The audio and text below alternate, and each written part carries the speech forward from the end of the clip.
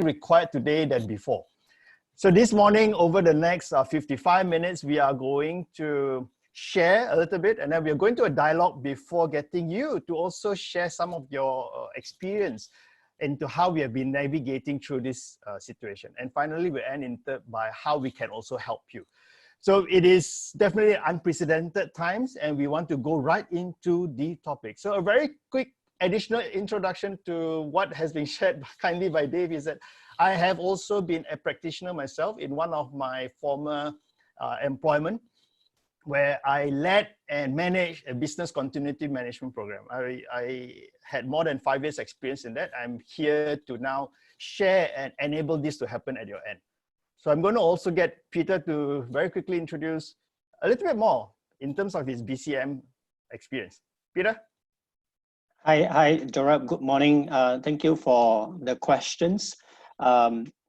I was with one of the largest financial institutions in town in ASEAN region as well, and I've been working on business continuity with the organization for about 11 years. Yeah.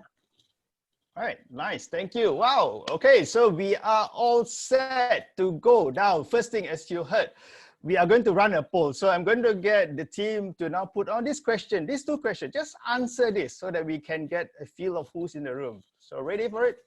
Let's get the poll going. Yeah, this is going to be a quick poll. I think within 15 seconds, we should be able to complete. So who are you? I mean, are you a business owner, employee, self-employed, or others? You may not want to, if you don't want to reveal, it's for kind. What about business continuity? The second question. Do you have it? You do not have it, or you're not too sure? Let's just have an indication of who do we have in the room. Right, and in another 5 seconds.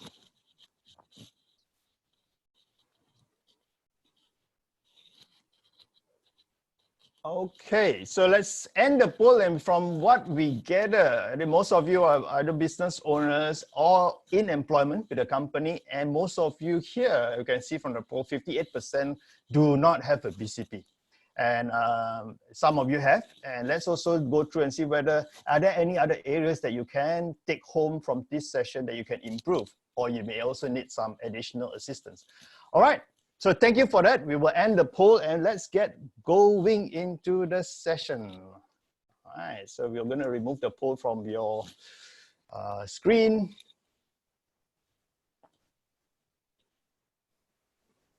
All right, so let's move on. This is what today's session is all about. It's business continuity management, and we are going to touch on these three areas. One is, very briefly, what is business continuity management all about?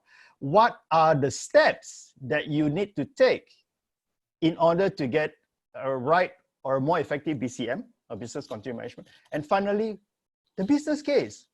Why? Why now? If you don't have, why you need to act now? So this is going to take about 23 minutes where Peter and I will share. After that, we will have an open dialogue where we want to hear questions from you, and we also want to take experience from you. All right, so let's get moving then. This is where we're going to start. Let me start by sharing what is business continuity all about. Business continuity management, as we know, essentially serves three purposes. The first primary one is really about protection. It's about protecting your business, your customer, your stakeholders, your staff, in how you want to minimize any serious interruption to the business. It's about that. And then we know today businesses are being disrupted worldwide. Second one, it's all about recovery. One, you're protecting, the other one is how do you recover? You need to recover in a planned manner. We do not do ad hoc recovery, but it's about planning how we are going to recover from a certain scenario, certain incident, in order that you can meet the business requirements. You also need to meet the regulations, the contracts, and many other factors that you need to have in mind while you are recovering the business. And finally, it's also about providing an effective mechanism whereby there is escalation procedures and processes in place in order to escalate to the right people because not everything needs to go to the management. Some of the escalation will only be at a certain level that you can resolve. So in essence, business continuity management focuses on these three key objectives or three outcomes. And it is really to help you sustain and survive through any incident that may arise that you face. All right, so that's business continuity management. And in business continuity management, it sits on 4 big pillars and 4 life cycles. And I'm going to share a graphical illustration in terms of what these 4 pillars and the 4 life cycle is all about. In business continuity management, the 4 pillars are this. First, you need to be very clear. What is your business vision? What is the strategy that you have? That is your entire plan. That is where your end goal is. And together with that, you have to embed the BCM culture. You need to be living, breathing, and living the risk. How do you embrace risk? How do you overcome this risk? That's a part of the culture that we want everybody to have. The third pillar is about a structure. You also need a structure. It's not a loose ad hoc structure. You need to see who's the best people. How do you organize a team when there is an incident? And this is all have to be planned ahead of time. And finally, we cannot run away. To have a plan that works, you need to have a commitment. And it is paramount importance in this case that the senior management team have to give their full commitment, the backing, in order to make this work. So these are the 4 big pillars which is derived from the British standards, coupled with some other business model in terms of business continuity that we have learned that forms the fortress around the company. And within the key pillars are 4 stages of life cycle that we need to be familiar with. One, it always starts with risk assessment. It's all about how we do the business impact analysis when it comes to your business and what would the risk. And once we know that, we go into the second stage. What will be then the recovery strategy that we need to put in place? We have to be selective because we cannot address every single scenarios, but we need to have the key ones in order to sustain and survive. Third, once we know that, we will have to develop the plans and develop including making sure that all the key core business functions are related needs to be part of the plan. And finally, once you have a plan, it doesn't just sit on the shelves, it has to be tested, it has to be simulated, and it has to be maintained in order to see that the plan remains robust. It is not a one-time, it is a very organic, alive document that will be continually being updated from time to time. All right, so that is what business continuity management is all about. This is my sharing in terms of this segment, and I'm going to invite Peter to give a bit more insight of how can you then take it through, because BCM includes business continuity planning, IT disaster recovery planning, and also pandemic. These are the 3. When we talk about BCM, it involves all these 3. All right, so Peter, over to you to share what are the steps, right, for an organization who doesn't have now. Where can they start and how should they start? Peter. Thank you, Zorab. We can move on to the next slide. Yep. All right, so when it comes to business continuity planning, before you put any plans together, first questions, business owners, business leaders, founders of the organization, MDs, and no matter how small, how big is your organization, you got to ask this question: can I afford the organizations to suffer like the recent COVID-19 pandemic crisis again? We have seen crisis over crisis in the last 20, 30 years. And every now and then you have crisis happening. So to get you going, I'm going to share with you the 10 simple steps that you will be able to get thinking heads going and put a possible plans together. Yeah, Gerard, move to the next slide. All right.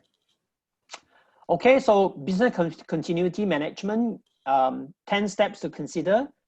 In all, you need to start from the very top where enterprise risk management framework needs to be established. So in short, we call it ERM. In this aspect, top management, when I say top management, really talking about board of directors, or founding members of the organizations, MD, CEO, must be the one who will take the decisions to actually establish it. Then we move on to the next steps where, business owners needs to decide who is going to be the owner and the sponsor of the BCM. And ideally, this should be a senior management commitment because senior management here could be a C-suite level, it could be head of risk, it could be a chief operations officer who is taking this kind of role. And their commitment is highly crucial. Now, moving on to the third one is really why the business continuity management now. Why it is now? Because we see crisis over crisis, and there are three very, very critical areas that I think for a start, if an organization has not have any business continuity management, it should establish their business continuity plan, disaster recovery plan, and also pandemic recovery plan. Now, there are many other areas. There are easily 9 to 10 areas which we will make it available to you as you journey with us.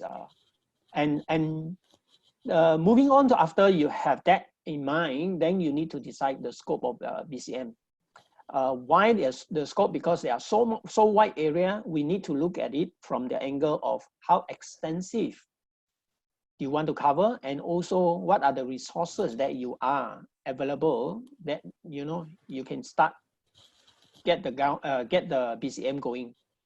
And with that established, you then need to also form a team and the structure where you would need to decide who to lead certain functions, and then what are their roles and responsibility as well.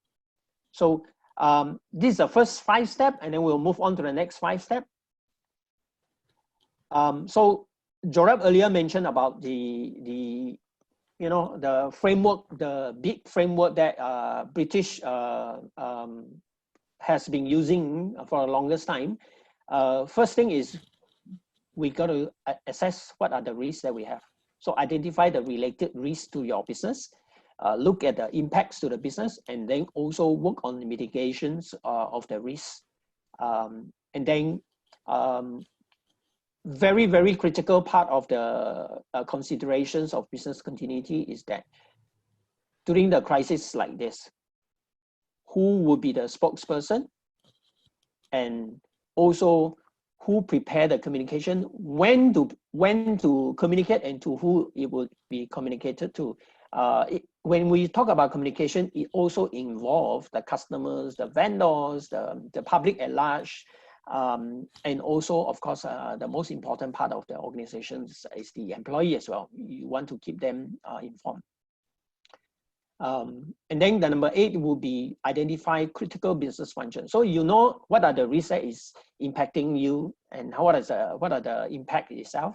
But you need to also identify if we are going to, if that situation's scenario happens, which are the critical functions that you need to get it up and running before some of the good to have but not essential at that point in time. Similarly, like what you are experiencing it right now, the pandemic, COVID-19, what are the essential services that the country decided that needs to go on, and what are the non-essential one that you can hold on for the time being. Similar situation like this, so critical function need to be addressed.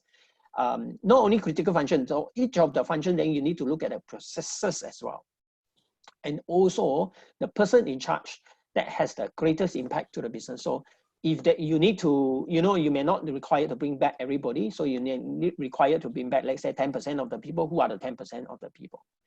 And then number 9, which is disaster recovery and business continuity testing. So every year you got to do it.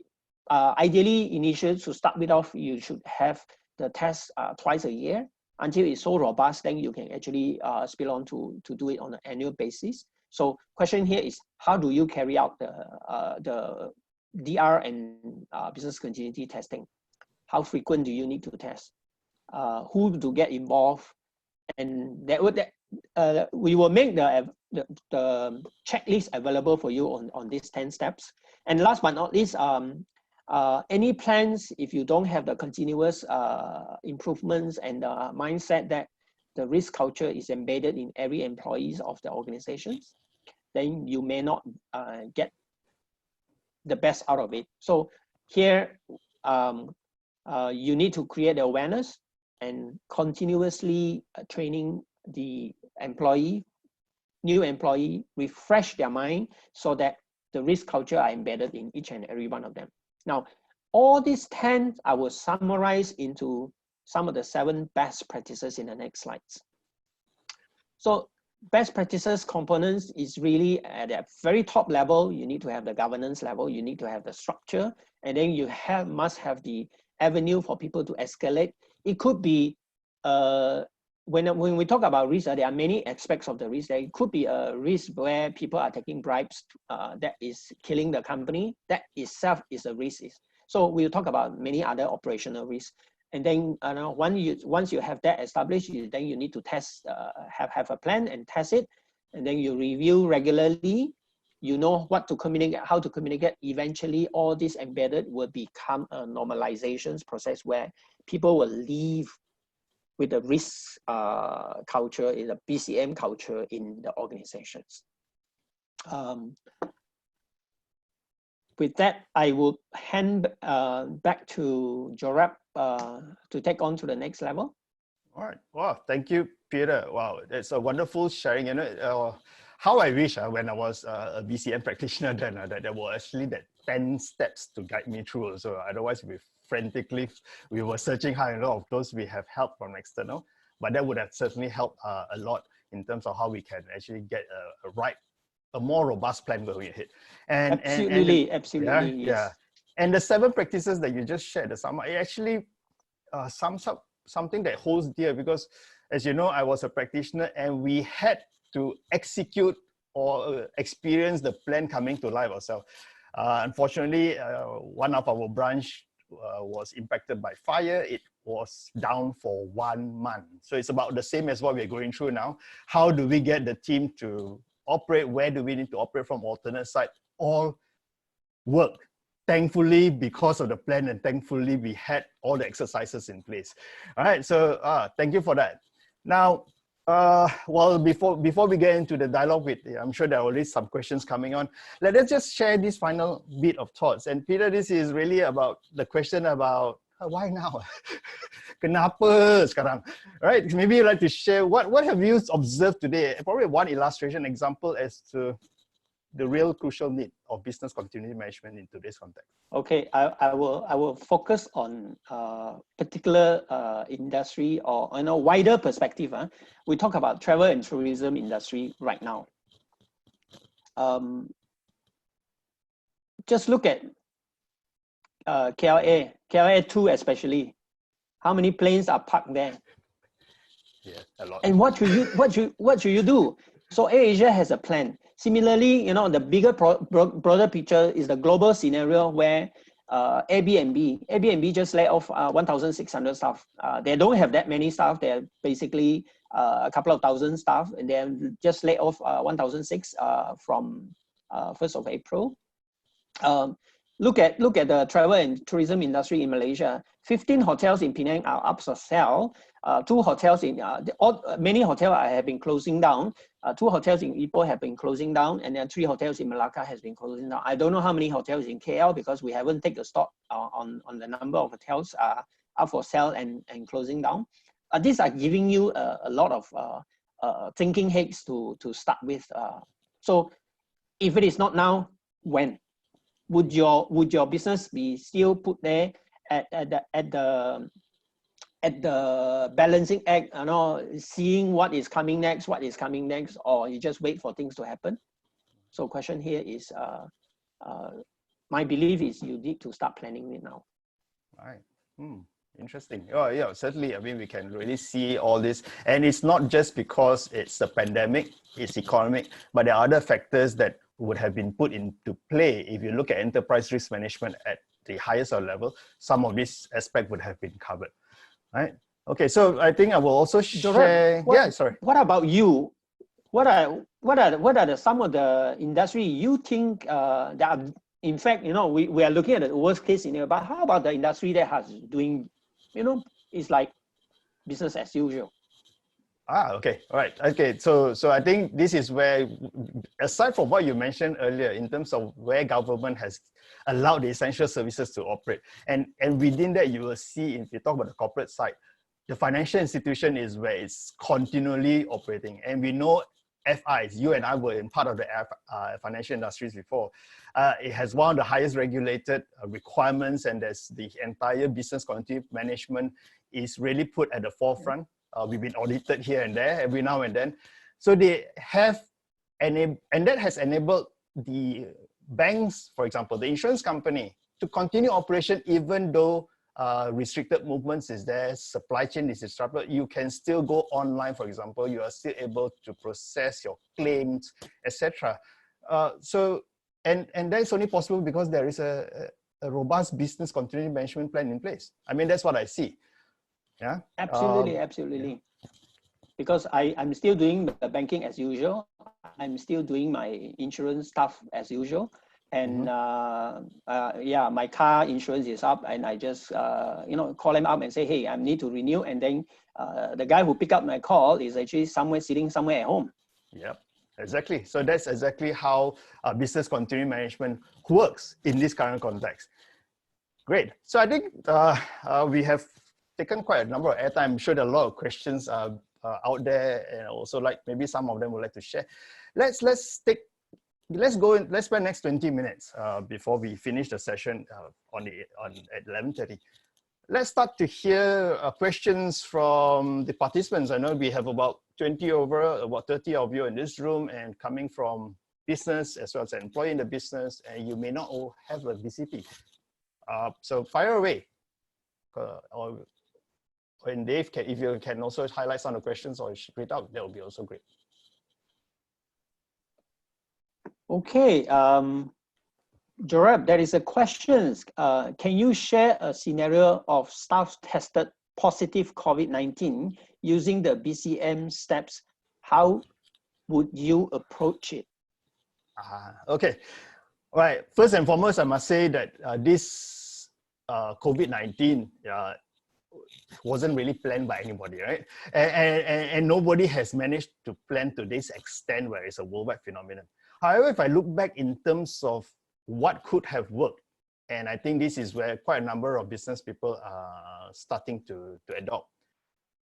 The pandemic plan, if one has before, would have addressed things like temperature testing. How do you isolate if somebody is confirmed or is positive? How do you isolate that if it's at the workplace? And from there, how do you get the medical team to evacuate them in a private and less risk to others scenario? That's one. And after that, there will be plans to, in a way, do a contact tracing, who this person has been with in the office or outside. The other one is then to start sanitizing the entire place to keep the place hygiene. The other scenario, if this person is tested positive while outside the office, a pandemic plan would have also enabled you to do the similar thing where you also ask them to do contact tracing. You start to monitor where and how are they coping, and if they are in hospital, the team, someone in the organization need to keep tab into that area as well. So if you have a plan in place, you would be able to address this. And with today's technology, thank goodness that we are in IR 4.0 era, there are more facilities and tools that we can enable this contact tracing and keeping everybody informed in a more efficient way than the days when I was planning a pandemic plan. All right, well said. I think I would just want to add on a point as well. If there is a staff being tested COVID-19, as an organization, what you can do is you have, because this pandemic is very unique by itself, where the moment one person's in your organization are tested positive, the whole journey is taken over by Ministry of Health. And you just need to follow their guidelines and implement what they have recommended you to do. So if you have the business continuity management in place, you could have actually triggered that, and those who are being isolated and quarantined, you are still able to run the business from a different sites and locations as the business continuity management or the plan would have established that as well. Yeah. There is another question came from Natalie. How can coaching and consulting businesses implement BCM? Cool. Maybe I will take these questions. You'll be very interesting. These questions, I don't know the industry that you are coming from. In a broader picture, you look at the big four, which is the PwC, KPMG, EY, and the Deloitte. They are the biggest, advisory organizations that provide business continuity, business risk management kind of things. So coming from Zorab and myself, where we were practitioners and we were doing it there, implementing some of the most robust BCM in a country, we add values in this kind of conversation. So we can always discuss this in a greater detail and see how we can actually help you to set up a plan and implement the business continuity plan management. Yep.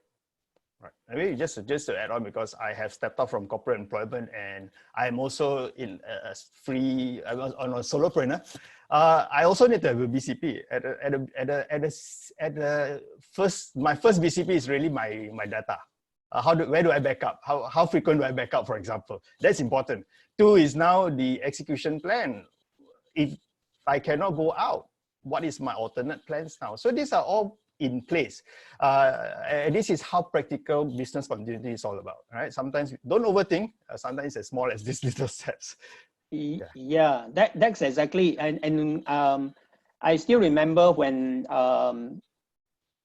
in 2008, I think it's 2008 or 2009, my CEO and my colleagues, which we were doing the regional work, were in China in Chongqing when Sichuan earthquake, mega earthquake took place. The whole building that they were in at the 45th story high building were shaking like frantically, and they actually have to evacuate from the building. So immediately with that situation, we as an organization, we are based in Malaysia, we actually activate that business continuity for China. That's how robust it goes, And we also need to activate the SOS and to evacuate our Malaysians who are based in China at that point in time out from the country or to a safer ground. So those are the business continuity. Now, there's another questions that from Shantini. Mm-hmm. Most small companies don't even have a dedicated risk management team. How can they implement BCM? Maybe let me start there. You can jump in. Yes. To me, it doesn't need to be a function. All you need to start with is the right people. You need to have the senior management commitment, and you start identifying who will be the right fit. Because in where I came before, I was essentially I was under HR, but business continuity management was under my purview, right? The risk management, the compliance team is who we collaborate with to ensure that whatever we are doing meets the regulators' requirement. So I know there are organizations who leave it to other teams. Some leave it very much to the IT team to drive business continuity as well, as an example. But as I said, it all boils down to what is your company's model like? What is your priority lines of action, or what is your priority end in mind in order to sustain or survive, and who is the right people to manage that part? Okay, I will just add on.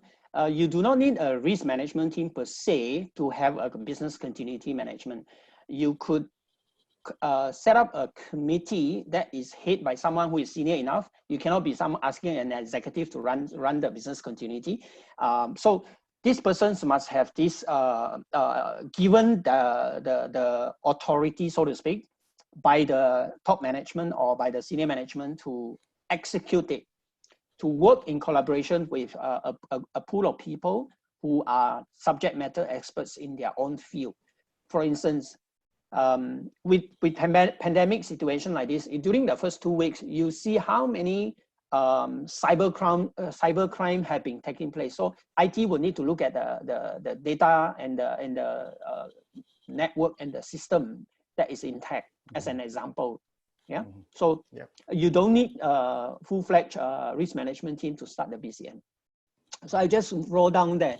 Would the annual this is from a question from Polly Lu. Would the annual review of BCM be costly? I'll take these questions. Right, it depends on, it need not has to be expensive. It need not has to be expensive. But the question here is also need to look at how big is your organization. If you're talking about an organization with 300 people and the business turnover is 300 million as an example, as versus another company who has 5 million turnover and only 20 employees, the extensiveness, the complexity will be very different. So it can probably start with 80 ringgit a day as a possible cost to get the BCM up and running for annual review. Yeah. Okay, so just I think actually there is the cost is very subjective. If you are able to manage, if you have an organization who has the right capability, you can run everything, then essentially it's your time cost and perhaps some ancillary costs to set up, prepare, and perhaps like, for example, now in the pandemic situation, your additional cost is now the PPE supplies. Do I have masks? Do I need to have the sanitizer? So these are all different costs that will be associated. But if you look at just the documentation, it's very much the time. Time is the biggest cost investment. Apart from that is whether if you engage external, then depends on who you engage. As what Peter has shared, there is the top 4 that we know, and the rest who are able to also come in to help you at a much lower cost, right? And perhaps 80 ringgit a day is something that we can probably relate to. Okay, we have another questions come from Ken. He asked this.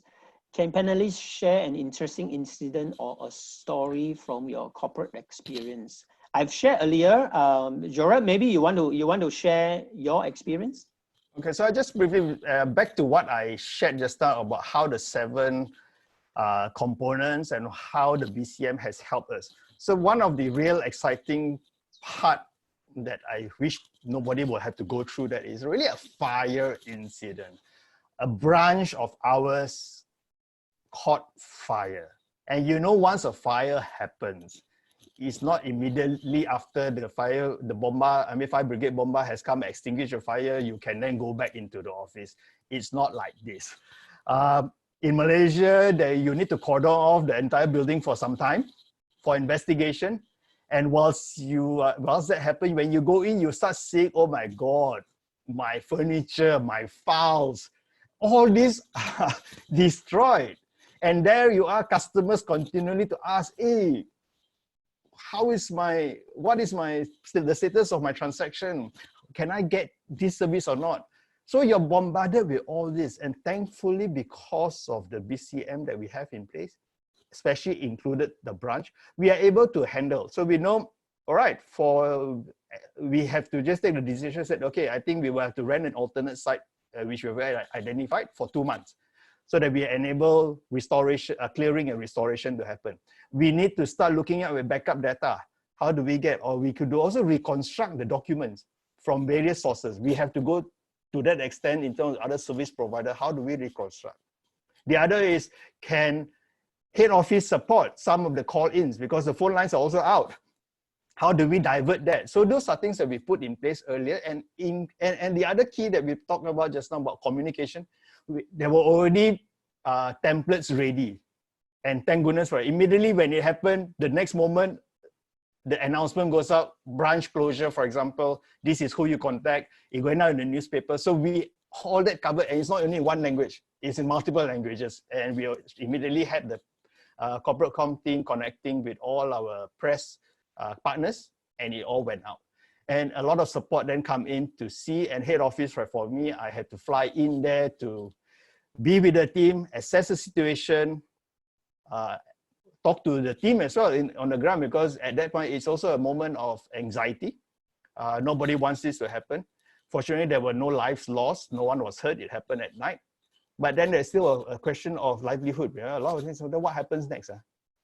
Right? And they have to operate from a different side that is just bare minimum. It's an empty shop lot with just one table, one laptop, and the handphones there, and that's it. And manual records. We go back to manual days.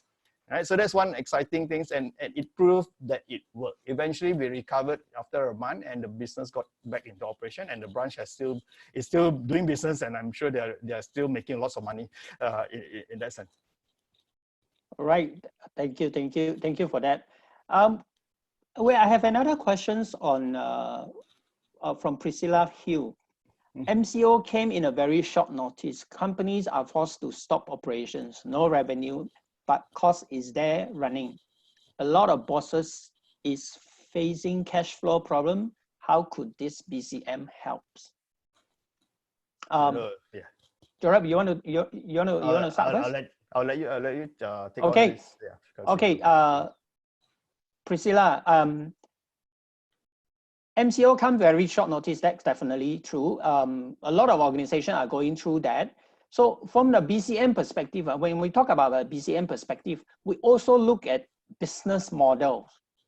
We also look at business. That is actually a lot more extensive, which also look at the business model. How the business model works is if all your business transaction only take place in one method, business continuity actually reviewing a business model will look at it from the angle where is this a risk that you are taking, too high risk that you are taking?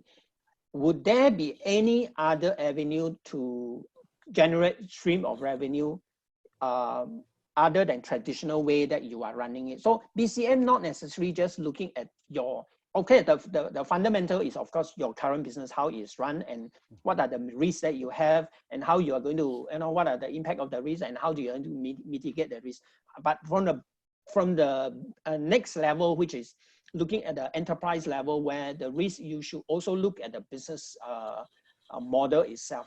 So if in fact, one of the business continuity is actually cash flow management, financial risk. So cash flow management actually deals with the how long your runway is going to look like if assuming that your revenue out of sudden drop to zero. And over the, let's say you have the runway of 6 months as an example. Within the 6 months, what you need to activate to ensure that you are able to switch. For instance, a lot of these groceries, even small grocery shop in town, interestingly, they are thriving. For once, you thought that all these, what is that, 24 by 7 kind of small grocer shops are going to go bankrupt because the price that they charge is ridiculously high compared to the regular supermarkets. But you look at where they are now. In fact, they try better than most of the other bigger ones. Yeah. So just to contextualize in that space, Priscilla, I hope that answers your questions. Yeah, and you're absolutely right, Peter. Just on that note, I just share with you my local kopitiam, my coffee shop, selling mixed rice chap fan. Right? Yes, they are allowed to open, and it's all just take away. So that cushion a bit of their regular business revenue per day for sure, because a lot more. I mean, not everybody goes out even though it's allowed. But what they have then tweaked and switched, whether or not they have a BCM in place is a secondary thing. But I'm looking at how people can respond, and if you have a BCM that you anticipate some scenario, this is what could happen. They stepped out and offer even online delivery. They put it into WhatsApp. They put it into Facebook. And you can only do chap fund through a bento box combination. So they put out a menu A, B, C, D, Monday to Friday, to Monday to Saturday. You just order, either you come and collect or it's being delivered to you. So people become a bit more creative in order to make sure that business survive. Independent contractors like the Grab drivers, I understand. Quite a number of Grab drivers will also face hit in the sense that they cannot drive passengers around because you cannot move beyond certain distance, and you are not supposed to even out unless you're in the essential services. Their continuity plan was then become Grab food deliveries instead. So instead of a driver, they become a food delivery person, or they also become the parcel delivery person. So that's some instance in terms of what could happen. As we said, business continuity management is not going to help address every single scenario. It is to minimize the interruption. The more prepared we are, the more scenarios that we can anticipate ahead of time would make it easier and less stressful when the moment of truth comes. Along the way, we have to continue being very agile. We need to adapt, embrace whatever new ways there is. Yeah, I mean, that's how it is. I just got recently my order fresh delivery of durians. I was sharing with Peter, durians from Penang and the jagung susu from Cameron Highlands. They couldn't send, but they adopted a new way to make sure that their produce and their cash flow survives. Over to you. I'm waiting for my durian. Okay, Okay, like order, I have a few more questions here. So quickly, Han Jing actually make a statement here. Do BCM earlier. I'm not too sure this is a question or this is an answer to Priscilla's question. So yeah, if it is a BCM, how could BCM help? If you have not done anything in the past, now BCM won't work because there is no BCM. So you need to have the BCM earlier and test it and make sure it is running and it is serving the business needs. I move on to the next question by Polly. What is the frequency of revisiting BCM plans? Do we test the BCM annually? Okay. So the best practice is that, okay, I take the IT first because this is very much regulated and very much more adopted by all the IT practitioners. IT always do twice a year, minimum. The very minimum they do is twice a year. They will back up, they will send it offsite, they will do a restoration overnight, etc., simulate a total breakdown. And in today's context, they may have to increase because cyber risk is another risk. And you will see more and more testing and reviews being done around this area. On the non-IT part, the ideal is just once a year. I mean, the recommended has always been once a year. You want to do more than one, that's what you decide. And from my experience, we did more than once. One is a more full-blown where we do a bit more simulated. So there's actually movements. We get our critical business function people moving to the alternate side. We simulate an entire process of how customers would have come in, how they have gotten their transaction.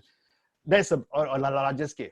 That's one form of review. The other form of review that we can look at, or you can also look at, is really about having a dry run. So it's a workshop in a room, just getting everybody with their plans and say, now this is the scenario, how will you respond? So it's just a dry, I will call it a very much more dialogue-based test in order to see where there are gaps.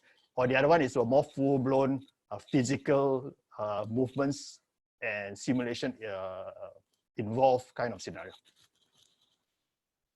Yes, my personal experience is that we do it twice a year, and one definitely full blown, very is like we actually test the disaster recovery. In other words, assuming that there is your existing building cannot operate, nobody can access to the building. How are you going to do it? So you got to go to the alternate site. The alternate sites is minimum 40 kilometers away. So that works a lot better, including persons like, for instance, HRO training, all those things, not so important, but the most important is the payroll. The regulations needs to be adhered to. So the paymasters, daily basis, this person will bring back the hard disk. on a daily basis without fail. Yeah. Not only one person, but two persons, because just in case if she was her area or this person's area, one of this staff area is actually impacted, there is another person's with another locations, which is living hopefully as far as apart as possible. That can mitigate the risk. Now, I have another question here from Ken again. He said, you know, Peter, you mentioned the Asia earlier sessions. Do you know what is their BCP? Their BCP for airlines, they have there is a regulations by IATA where you need to do certain things. So there is the guidelines that they have to follow, minimum standards, just like financial services, Bank Negara impose your minimum requirements. So Asia, obviously they have their BCP in place, but I think this pandemic caught all the airline by surprise as well. Whatever they had planned probably won't work as well as the usual pandemic happening, because this one, every country locked down. So when you're, you know, when every country locked down, you literally cannot take off the plane. You can take off the plane, but fly within your own boundary, which is what's happening right now. Asia take some flights to East Malaysia, within Malaysia they are allowed, because there is no other place the plane are allowed to land. So that is a different scenario altogether. I'll move on to another one. Polly have another question. I would say that we need to be creative during crisis where opportunity may arise. Absolutely. Correct. And if you have been prepared and you have been, taking into a various scenario, you will probably weather through the storms a lot better compared to someone who had not thought about the whole thing. Yeah. I'll take Shama make a comments as well here. Like Zorab Kopitiam, you have components of BCM in place already. Right. I think the question is actually to manage if the situation arises again. How can, for example, like even a kopitiam can look at. So since this is a final question before we wrap up, I think we just have to go back to what was shared earlier by Peter in terms of the 7 best practice components. We need to look at whatever the scale is. We just need to look at the governance in terms of some policy in place, whether even at the start, do you want to operate or not to operate during a crisis is also your business call, right? That is something that you have to start with. And once you have that, then you start looking into, if I need to operate, what will be the structure? And when I have a structure, what is my escalation procedures? What do I activate my business continuity plan every now and then when there's even a small, just a power failure, just a kitchen fire versus a big fire kind of things, or just once somebody got a cough or flu in my staff. We have to look into that. And after that, you look into your plan, we start testing it, we start to craft and make sure that we have the right communication person ready. I'm sure the Kopitiam also, I know, uses his daughter, who is a university graduate, to craft all those things. To do the communications part on behalf. So maybe that's one strategy that they already put in place. And finally, all of them will have to now look into normalization. EMC, we are in CMCO soon. I believe we will get out of this whole episode. How does normalization looks like? And that's where they have to put into place. I mean, that's what I would share as a final tip before we wind down our session in cognizance of time. You have a few more slides to go, Jorab. Yeah, so thank you all for the questions that you have shared. We hope that has helped you. I'm just going to skip this next one so that we can go into the next one. Just as a final tip for those who have already or is already planning to have a business continuity management. For sustainable continuity, I use this acronym CPR, and those of you familiar with the medical first aid will know this CPR, it relates exactly to how we revive ourselves. So for me, in any situation, the key is really about communication. Whatever it is, whether you have a plan or not, you have a plan. Whoever the spokesperson must come out to have that presence to communicate to your internal stakeholder the situation that you're going through. to your external stakeholders. What is it that you can expect from them? Nothing beats having communication now. I mean, overly communicate is fine. And that's what we see every day, the daily press conference from our Ministry of Health, our defense, even Prime Minister from time to time. These are all part of assurance, assuring that things will get better, that you are still in operation. Yeah. 2, again, we cannot run away from preparation. We have to start preparing. We have to test. Whatever preparation, the plan that we have, test it out. Don't leave it on a paper. Work it out, bounce it off other people, whether it will work. Does it make sense? Does this have a gap? Start working and finally on that. And finally, once you have that, you are then able to review, to improve on it. And once you improve, don't stop there. As we said earlier, BCM is a life cycle. It is not a once-off exercise. I have it and therefore I can keep it aside. No, it is a life document that we should continue to review. Yeah. All right. So from that, maybe some of you may be wondering, I do not have the budget. I need, and I do not know where to start. The good news is that for those of you attending this session, and please do help us. You can send a private note to Dave on the chat board. Just key in your email addresses. Just do that. We will share with you 2 documents. One is the 10 steps of the comprehensive document that we have for you to take through what you need to consider. And there's also a simple decision tree to assess whether do you need more help or you are fine. Drop that over the next 5 minutes whilst we are winding down the session. We will share that with you. That is the gift from us. We also want to see that you continue to survive because all of us are part and parcel of this big economy. We are all the whatever parts of this machinery, right? No big, no small that is more important than one another. All of us are important in this whole ecosystem. So maybe Peter would like to share, for those who are wondering, what is it that they can look at, or what help can they get if they want to approach us? Yeah, you can move on to the next slides for me. So essentially, if you are a small business, small, medium business enterprise that you would like to get it started off, we have packages here designed specifically for you, where, for instance, package A, we will help you with the awareness workshops, self-helps, tools for the workshops, and also review the plan until you have get it basic done and ready so that you can have a business continuity management in place. If you want a little bit more, then we continue adding on with the online advisory, development of critical components in the business continuity plan as well.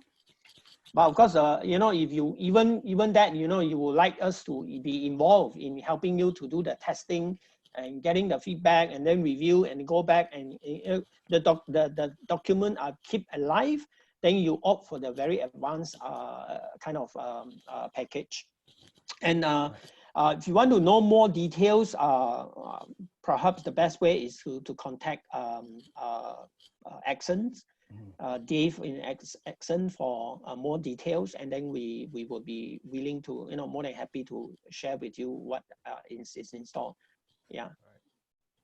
Okay, so just to add on, doesn't matter with what stage you are in terms of your business continuity management stage in organization. It's a life cycle, so you can still come in at any point. Like we said, you can also come in at the basic, or you already have someone, you need advisory, as what Peter is saying. And if you need someone just to come in to do your testing simulation, that is also a possibility. Yeah, and yes, so that's where we are, and this is what you can do if you need help after you go through the assessment question that you will receive after this with the 10 steps. Contact ATCEN, where they will then share with you further information and to see where we can be of assistance. It has really been a wonderful session with all of you. Thank you for your questions. Any final words, thoughts from you, Peter? Yeah, I will still go back to my belief is if it is not now, when you are going to do it? Are you going to be putting your business up at the risk that you are going to face? Would there be another crisis happening? I'm pretty sure. I am pretty sure that it will happen. To what extent? Nobody knows. Only God knows. We can only build the level of scenario, various scenarios, so that we can weather through the storms better and come out from the crisis that we are going into, emerge stronger. If not, at least we minimize the impact of the crisis that we face now. All right, so great. Just right on the cue. We are 30 seconds just before 11:30. Once again, thank you very much on behalf of Peter and myself, and also Team ATCEN, for all of you who spend your morning 1 hour with us. We are ready to collaborate. Connect with us. Stay safe, take care, and we wish you all the best. And for the Muslim friends out there, selamat berpuasa, and selamat berbuka puasa also this evening. All right, so take care, everybody. Signing off from Peter and I. Bye. Stay safe. Bye.